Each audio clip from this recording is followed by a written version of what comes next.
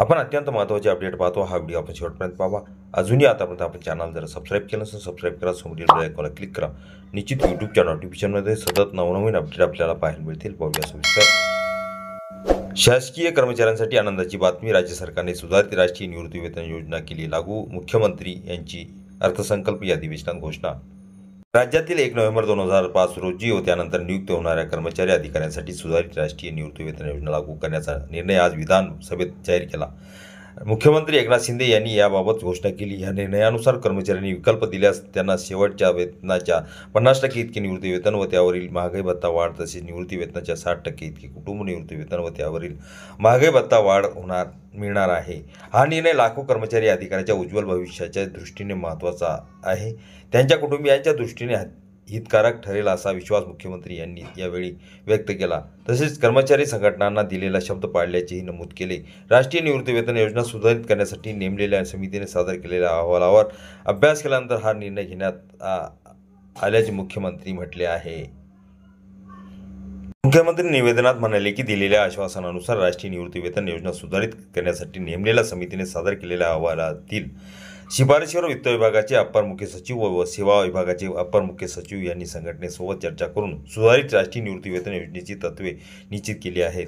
त्यास अधिकारी कर्मचारी संघटनेने सहमती दर्शवली आहे। समितीचे निष्कर्ष व शिफारसी विचारात घेऊन राष्ट्रीय निवृत्ती वेतन प्रणालीतील बाजारामधील चढउतार यामध्ये निर्माण होणारी गुंतवणूक विषयी जोखीम राज्य शासनाने स्वीकारावी। शिफारशीतले तत्व मान्य करून राष्ट्रीय निवृत्ती वेतन प्रणालीतील नियत वयोमानानुसार निवृत्त होणारे कर्मचारी यांना जर प्रस्तावित सुधारित राष्ट्रीय निवृत्ती वेतन योजनेचा विकल्प दिल्यास त्यांना त्यांच्या शेवटच्या वेतनाच्या 50% इतके निवृत्ती वेतन व त्यावरील महागाई भत्ता, तसेच निवृत्ती वेतनाच्या 60% इतके कुटुंब निवृत्ती वेतन व त्यावरील महागाई भत्ता वाढ मिळेल। याबाबत राज्य शासनातर्फे यथोचित कार्यवाही करण्यात येईल।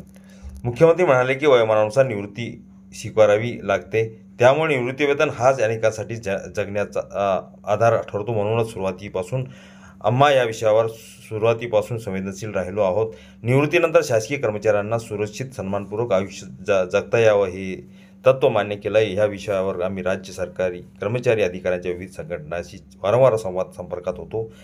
ज्यावेळी ह्या संघटनांनी ह्या विषयावर चर्चेची बोलण्याची मागणी केली त्यावेळी आम्ही त्यांना वेळ दिला। समितीच्या अहवालावरही बैठका घेण्यात आल्या। मंत्रिमंडळातील सरकारी कर्मचारी अधिकाऱ्यांच्या प्रतिनिधीशी तज्ज्ञांशी चर्चा केली आहेत। यात उपमुख्यमंत्री तथा तत्कालीन वित्तमंत्री देवेंद्र फडणवीस तसेच विद्यमान वित्तमंत्री अजित पवार यांनी सकारात्मक सूचना केल्याचेही मुख्यमंत्र्यांनी नमूद केले। दरम्यान मध्यंतरी केंद्राप्रमाणेच राज्यातील 80 वर्षे पूर्ण झालेल्या निवृत्तीवेतन धारकांना वाढीव निवृत्तीवेतन देण्याची मागणी, तसेच 2005 मध्ये भरतीची जाहिरात निघाल्यात पण भरती प्रक्रिया पूर्ण झाली नसल्याने कालांतराने सेवेत दाखल झालेल्या जुनी निवृत्तीवेतन योजना लागू करण्याचा निर्णय घेतल्याची माहितीही मुख्यमंत्र्यांनी दिली। नवीन परिभाषित अंशतः निवृत्तीवेतन प्रणालीबाबत शासनाने दिनांक 1 नोव्हेंबर 2005 रोजी व त्यानंतर नियुक्त होणाऱ्या कर्मचाऱ्यांना नवीन परिभाषित अंशतः निवृत्तीवेतन योजना लागू केली आहे। तसेच केंद्र शासनाप्रमाणे दिनांक 1 एप्रिल 2015 पासून राज्य शासकीय कर्मचाऱ्यांना राष्ट्रीय निवृत्ती वेतन प्रणाली लागू करण्यात आली आहे। या आर्थिक वर्षात राज्यामध्ये राज्य सरकारी कर्मचारी तसेच राज्य स्वायत्त संस्थेतील कर्मचारी यांची संख्या 13,45,000 इतकी असून यामध्ये राष्ट्रीय निवृत्ती वेतन प्रणाली लागू असणारे कर्मचारी 8,27,000 इतके आहेत। त्यावर शासनामार्फत जुन्या निवृत्ती वेतन योजनेवर 52,689 कोटी इतका खर्च करण्यात आला आहे। त्याचबरोबर राष्ट्रीय निवृत्ती वेतन प्रणाली अंतर्गत शासनाचा हिस्सा हा 7,686 कोटी रुपये इतका आहे। याशिवाय एकूण वेतनावरील खर्च 1,27,544 कोटी इतका आहे। तुलनात्मक अभ्यास समितीविषयी राष्ट्रीय निवृत्ती वेतन प्रणाली व जुनी निवृत्ती वेतन योजना यांचा तुलनात्मक अभ्यास करणारी समिती 14 मार्च 2023 रोजी स्थापन केली गेली होती।